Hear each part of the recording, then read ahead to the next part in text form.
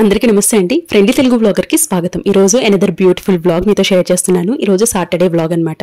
అయితే శనివారం రోజు వెంకటేశ్వర స్వామికి పూజ అనేది చేసుకుంటాను. అందులోనూ భీష్మ ఏకాదశి జరిగింది కాబట్టి భీష్మ ఏకాదశి రోజున వెంకటేశ్వర స్వామికి పూజ ఎలా చేశాను అనేది మీతో షేర్ చేస్తున్నాను. నార్మల్గా మనం పూజ చేసేటప్పుడు చాలా డౌట్స్ వస్తూ ఉంటాయి. ఈ డౌట్స్ వల్ల కొంతమంది పూజ అనేది చేసుకోలేకపోతున్నారు, కొంతమంది పూజ చేయడానికి కొంచెం భయపడుతూ ఉంటారనమాట. అయితే మనం కొంచెం తెలివిగా ఆలోచిస్తే పూజ అనేది చాలా ఈజీగా సింపుల్గా చేసుకోవచ్చండి. నార్మల్గా ఏదైనా ఒక ప్రత్యేకమైనటువంటి రోజుల్లో కానివ్వండి, అంటే ప్రత్యేక ఏకాదశిలో వచ్చినప్పుడు కానివ్వండి, లేదంటే ఏదైనా ఫెస్టివల్స్ టైంలో మనం తెల్లవారుజామునే లేచి పనులన్నీ కూడా చక్కగా చేసుకుని ఆ పూజ అనేది కూడా తెల్లవారుజామునే చేసుకునే వాళ్ళు ఉంటారు, లేదంటే 8 గంటల లోపు పూజ ముగించే వాళ్ళు ఉంటారు. ఇలా ప్రతిరోజు వీలు కాకపోవచ్చు. మనలో చాలా మంది ఇలా తెల్లవారుజామునే లేచి నిత్య దీపారాధన చేసే వాళ్ళు కూడా ఉంటారండి. అయితే ఇల్లు శుభ్రం చేసుకుని పూజ చేయాలా, లేదంటే పూజ చేసేటప్పుడు ఉపవాసం ఉండాలా, ఈ టైంకే పూజ చేయాలా, ఇవన్నీ చేయాలా అక్క, ఇవన్నీ చేయకుండా పూజ అనేది చేసుకోకూడదా, ఇవన్నీ కూడా చాదస్తాలు కదా.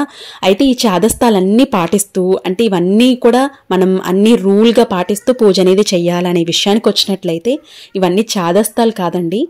మనకి ఉన్నటువంటి విధి విధానాల్లో ఆరోగ్యపరమైనటువంటి సూత్రాలు అన్నమాట. అంటే చాలామంది వర్కింగ్ ఉమెన్స్ ఉంటారు. వర్కింగ్ ఉమెన్స్ కూడా తెల్లవారుజామునే పూజ చేసుకోవాలని ఉన్నా కూడా వాళ్ళకి వీలు పడకపోవచ్చు. ఎందుకంటే ఇప్పుడు ఉన్నటువంటి బిజీ షెడ్యూల్లో వాళ్ళకి పూజ చేసుకోవాలని అనుకున్నా కూడా వాళ్ళకి కుదరకపోవచ్చు. అలాంటి వాళ్ళు వారానికి ఒక్కరోజు పెట్టుకోండి. మేము పూజ చేసుకోవాలి అనుకుంటున్నాం అనుకుంటే వారానికి శనివారమో, గురువారమో, మంగళవారమో ఏదో ఒక రోజు పెట్టుకొని చక్కగా ఆ రోజు తెల్లవారుజామునే లేచి మీరు పూజ చేయగలిగితే తెల్లవారుజామున చేసుకోవచ్చు. లేదు అంటే 8 గంటల లోపు పూజ అనేది ముగించుకోవచ్చు అనమాట. ఆ వరకు వచ్చినట్లయితే నేను చేసుకునే పూజలు అనేవి ఇంట్లో వాళ్ళకి ఇబ్బంది కలగకుండా చేసుకుంటానండి. అంటే చాలామంది ఇబ్బంది ఏంటక్క అని అనే ప్రశ్నలు కూడా వేస్తూ ఉంటారు. ఇబ్బంది అనే విషయానికి వచ్చినట్లయితే మనం తెల్లవారుజామునే పూజ చేయాలనే హడావిడిలో బాక్సులు అనేవి ఆలస్యంగా చేయటం, లేదంటే మనం హస్బెండ్ని పంపించడం అనేది ఆలస్యంగా పంపించడం, ఇట్లాంటివన్నీ కూడా వాళ్ళకి ఇబ్బంది కలిగించే విషయాలే. నా వరకు అయితే నేను చేసుకునే పూజలు కానివ్వండి, నా ఆధ్యాత్మికత అంతా కూడా నా వరకే మాత్రమే పరిమితం చేసుకుంటానండి. వాళ్ళని ఇంక్లూడ్ చేస్తాను, కాకపోతే వాళ్ళని వాళ్ళకి ఎంతవరకు ఇష్టమో అంతవరకు మాత్రమే వాళ్ళు ఇన్వాల్వ్ అవుతారనమాట. మిగిలినవై వాళ్ళ మీద రుద్దను. సో నేను తెల్లవారుజామున పూజ చేయలేకపోయాను అనుకుంటే ఆ రోజు పూజ తెల్లవారుజామున స్కిప్ చేస్తాను, సాయంత్రం వేళ పెట్టుకుంటానమాట. ఎందుకంటే ఫ్యామిలీ ప్రయారిటీ చాలా ఇంపార్టెంట్ అండి. ఎందుకంటే మన పూజల్లో వాళ్ళని ఇన్వాల్వ్ చేసి వాళ్ళకి సరిగ్గా చూసుకోకపోతే దానికి ఫలితం ఉండదు. కాబట్టి ముందు ప్రయారిటీ అనేది ఫ్యామిలీకి ఇస్తాను.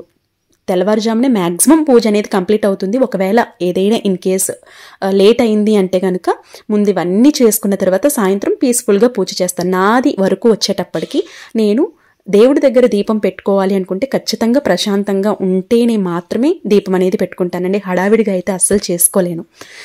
ఇది చాలా వరకు కూడా మీకు ఉపయోగపడుతుంది అనే విషయానికి చెప్తున్నాను. ఎందుకంటే చాలామంది తెల్లవారుజామునే పూజ చేసుకోవాలనే హడావిడిలో ఏదో దీపం పెట్టాము, పూజ చేసాము, ఒక శ్లోకం చదివాము, మళ్ళీ అవి చేస్తున్నంతసేపు కూడా మనకి వెనకాల బ్యాక్గ్రౌండ్ పనులు అనేవి గుర్తొస్తూ ఉంటాయన్నమాట.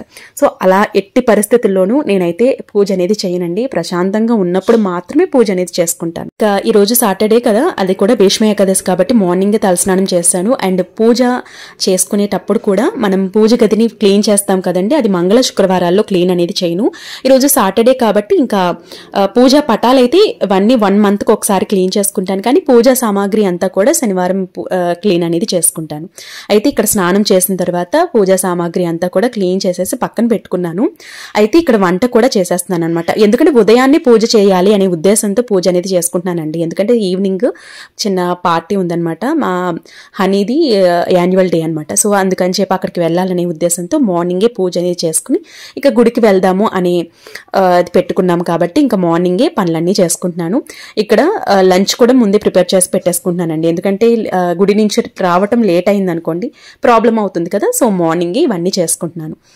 ఇక మార్నింగే అంటే తెల్లవారుజామునే పూజ చేసుకోవాలి అనుకున్నప్పుడు సాయంత్రం పనులన్నీ చేసేసుకోండి.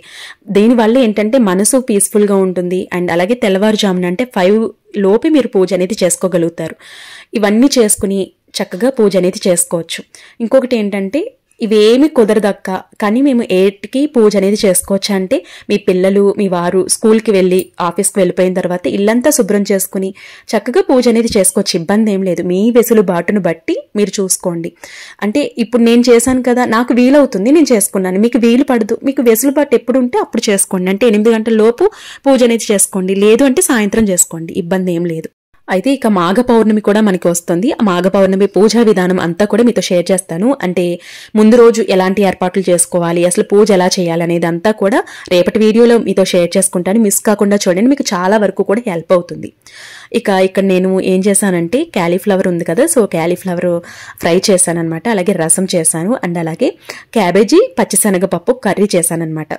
చాలా టేస్టీగా ఉందండి. ఇది మా లంచ్ మెనూ అనమాట. ఇవి వీలున్నప్పుడు ఈ రెసిపీస్ కూడా మీతో షేర్ చేస్తాను.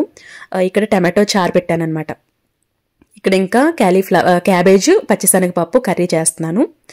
ఇవన్నీ చేసేసుకున్న తర్వాత ఇంకా పూజ కూడా కంప్లీట్ చేసేసుకున్నాను. ఇప్పుడు నేను చూపించే పూజ వచ్చేసి సాయంత్రం వేళ చేసుకున్న పూజ. ఎందుకంటే మనం భీష్మ ఏకాదశి రోజున మార్నింగ్ సాయంత్రం పూజ చేసుకుంటాం కాబట్టి మార్నింగ్ పిండి దీపారాధన చేసుకున్నాను. అయితే భీష్మ ఏకాదశికి కావాల్సినటువంటివన్నీ కూడా ముందు రోజే ఏర్పాట్లు చేసేసుకున్నాను కాబట్టి పూజ అనేది చాలా సింపుల్గా అయిపోయిందండి.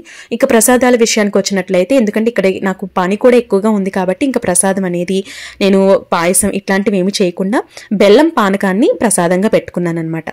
మీకు పని ఎక్కువగా ఉంది అనుకుంటే ఈ సింపుల్ ప్రసాదాలు కూడా పెట్టుకోవచ్చండి. చిన్న బెల్లం ముక్కనైనా పెట్టి పూజ అనేది చేసుకోవచ్చు, ఇబ్బంది ఏం లేదు.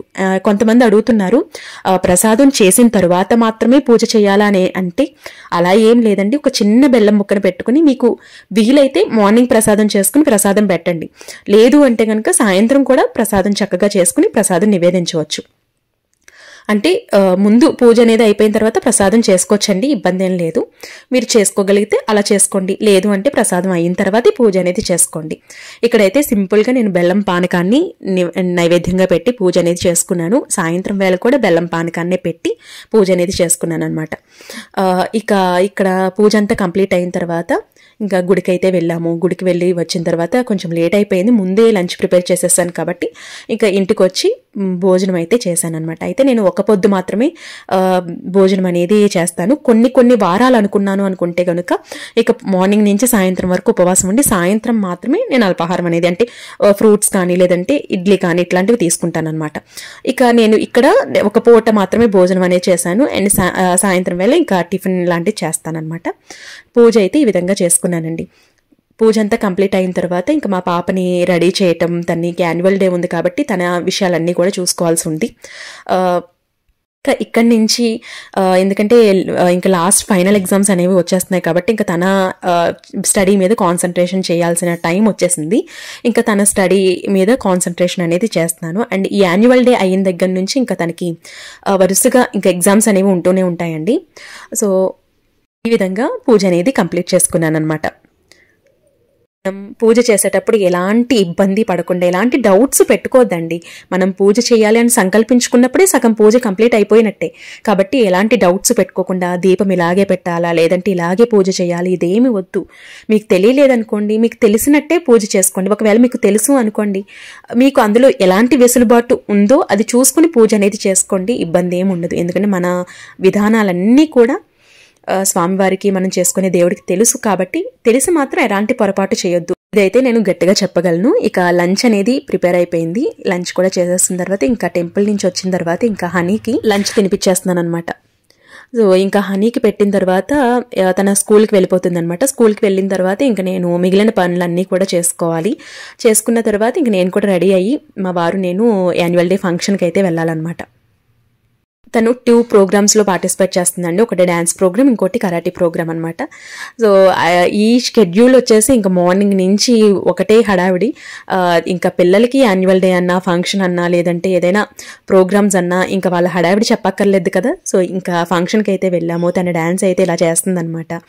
సో చాలా హ్యాపీగా చాలా ఎంజాయ్ చేసాము. తను కూడా బాగా ఎంజాయ్ చేసింది. ఇక కరాటే వచ్చేసి ఈ ప్రోగ్రామ్ ఇలా చేస్తుందనమాట.